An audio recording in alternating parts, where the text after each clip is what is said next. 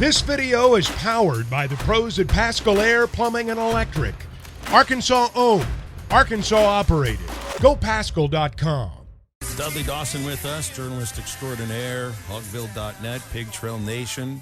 Lots of history covering Arkansas athletics, and we appreciate you joining us, Dudley, 3 weeks in a row. I call that a streak. How are you? No problem. Glad to do it. You got that right, man. Put Saturday's win over Kansas in perspective for me. As far as you got a basketball program here that's had a lot of big wins over the years. Where does the win over Kansas rank in your mind?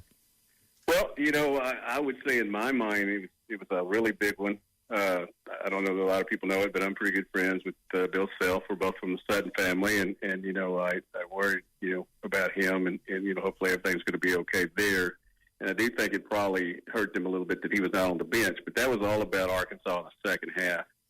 And I would say just from talking to people, just fans, they went from basically saying this was an underachieving season to being in the Sweet 16 makes it another really good season. And that seems to be, the preponderance of the evidence as well, because, getting a lot of publicity, waving shirts around, all those kind of good things that happen when you win, kind of take away a little of the 8-10 SEC conference season, which was, I think we all would agree was a little underperforming. Yeah, it wasn't the bad. I mean, the season was like I graded it a C minus. We did what we had to do to get into the tournament, and now we're having a little bit of success. This UConn team is scary, Dudley. They're big. Is really. I think we got to show him different looks and just run him up and down the court and attack him, try to get him into foul trouble. How do you see this UConn team matching up with this Arkansas team? Well, I believe you're definitely right with that, and I think you're of the same vein I am. I'm just going to say the big guy. Professional announcers like Phil can handle it. But, they're a really good three-point shooting team as well. I think running them off the three-point line is going to be really big. You can't let them outscore you, in the 24 to 30 range of three-pointers, which, has happened some this year with Arkansas because of their lack of really three-point shooting on a consistent basis. I think everybody feels good about the intensity that they're playing with right now. I look at that, you can look at Devo's performance, but I look at the defense the other day in the second half, which I think was the big key in really thwarting Kansas from getting further ahead once they were up 48-38. I think maybe a lot of people at 48-38 with a team who hadn't played great in the second half probably counted, Arkansas out, but certainly Devo and the guys didn't. Ricky Cancel, really played well, and the others, I think were just really solid on defense. Is this game kind of an all hands on deck thing? It's been a short rotation, but you had to go a little bit deeper, I think, against Kansas, and with the idea that even Chuck mentioned it. I've heard a lot of people talk about. Well, you got the Mitchell twins and then Kamani. Well, that's 15 fouls, so. You get guys that are in foul trouble, you're going to need a little help off the bench. Like, I feel Jalen Graham might have to play more than 2 minutes in this game. It's not like he's going to have to be out there, like, scoring 15 or 16 for you, but he can't be a zero when he's out there, especially defensively and on the glass. And, hey, he's got 5 fouls to use, too. Yeah, that's a great point, and we saw him for, just as you said, 2 minutes the other day. He can obviously get you some points. And, but I think the thing has been, he's, as you mentioned, he's giving up more on the boards and on defense than he is scoring. And it's hard to believe, at times when he's at 18 to 20 points. But that's what the coaches see. And they're paid a lot more than me to figure that out.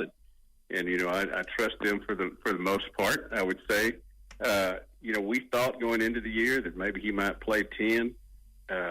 Because of all the talent you have, when you lose Trevon Brazile and Nick Smith, I know that reduces it a little bit, but still playing 7 a lot of the year. I think that a lot of them were tired. I think this was a good break. You always heard Coach Richardson and others say after the fact, not before the fact, but after they lost in the SEC tournament, that it was good because they were going to get some rest, be ready to come into the NCAA tournament. I think that was certainly a benefit for Arkansas, only having to play 2 games down there, and having some fresh legs, which maybe they hadn't over the years. Dudley, I agree with you. It starts with defense. I hope we attack. I like what Jordan Walsh is doing, and what I've seen out of UConn is they like to play. They got the two bigs, the black kid and the white kid. I don't know if he's European or not. One of them's the offensive guy. One of them's a defensive guy. But Jordan Walsh could be the matchup problem for them if they're doing this one big 4-out type of situation. Talk about Jordan Walsh a little bit. Any points you get from Jordan Walsh have been just the extra benefit. What he does for you on defense, what he does for you on rebounding, and what he does really in making people have to guard him. You know, some people may question that since he hadn't shot the ball great overall during the year, but he's an athletic guy. They don't want to let him drive. So, you know, he commands some attention, and he did a lot of things that, you know, I guess they say are not in the scorebook, but when you look at a stat sheet after the game now, you see plus minus things, and his plus was so good the other day. And, you know, that's a big component of what people look at these days in terms of having success. Can your team flourish when you're on the floor? That's what happened last Saturday with him on the floor, and really Nick over on the bench. You know, they had a plus minus that was 20 plus. You know, Nick may come back and have a great game, and I'm still a big fan of the kid, and hope, you know, emotionally he's able to get it going this week. But, you know, that's the reason that Coach Musselman rode that group so long last week, was because they were playing so well. You don't have to play everybody that everybody thinks should be playing. You play the ones that get you to the finish line. I feel like this could be, well, you're never going to schedule, I guess, Connecticut on a home basis, but I'm saying this tongue in cheek halfway. Connecticut and Arkansas might have some similarities as far as how they view their team. Now, you know, Connecticut football, it's a different thing. But the basketball team up there, certainly the women's team, I mean, they're all in with it. Connecticut doesn't have any major league teams. They used to have the Whalers. That's a long time off. And they're close enough to New York, close enough to Boston, where they have plenty of fans that root for those teams. But as far as in-state teams, really isn't all that different from Arkansas. Yeah, I agree with you. It certainly has the support of the fan base that doesn't concentrate on a lot of other things. You know, we full well know that there are probably going to be some babies born this next week that were named Devontae or Devo or Jordan after the celebration on Saturday. It makes the state feel better. I'm sure that's the same way in Connecticut as well. It has been interesting to me, the Twitter wars going on between the two fans who really think they know a lot about the two states, being from the other, but they don't. You know, they think that Walmart is the only Fortune 500 or the only company down here that you know, has been successful, and they don't realize what Northwest Arkansas is, and then a lot of people down here don't realize just exactly what Connecticut brings to the table, more than just the ESPN studios. That's right. That is where ESPN started. Bristol. In. Yeah. That's where. So the Adama is the black kid. He's but the white kid's from Bristol. From UConn, they're tall. They're 7'2" kid that he only plays about 10, 11 minutes a game. Yeah, but they're quality 10-11. Oh man, he's solid, dude. Yeah. He's playing 10 minutes a game and getting 7 points, 6 rebounds, and 2 blocks. You know, like he's very efficient. Got a good plus minus, I bet. Get into Nick's head for a minute here. He looks like he's playing. He looks like he's. I mean, outwardly, you know, when you watch him on the bench or you see him in the game, I mean, it looks like he's in a good place. Maybe he's not playing the way that he would have expected, or that any fan or any scout would have expected, but that might also have a little bit to do with the knee right now. But as far as where he is, his team is where he and everyone else would have hoped that it would be. So, man, I don't think his story is written yet. So he went scoreless against Kansas. I don't really think that has all that much to do with what happens with him tomorrow, because I think he'll still have an opportunity, you know, depending on how a game goes, and if somebody else isn't stepping up. Like, he's not the guy to take that shot in the second half with Devo going off the way he did, so he sat.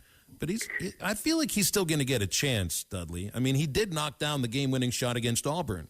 That was Absolutely. just 2 weeks ago. It feels like people have forgotten that. Well, here's the thing, and some people may come at me for this, but I've been tooting this horn for pretty much definitely half a season, if not the whole year.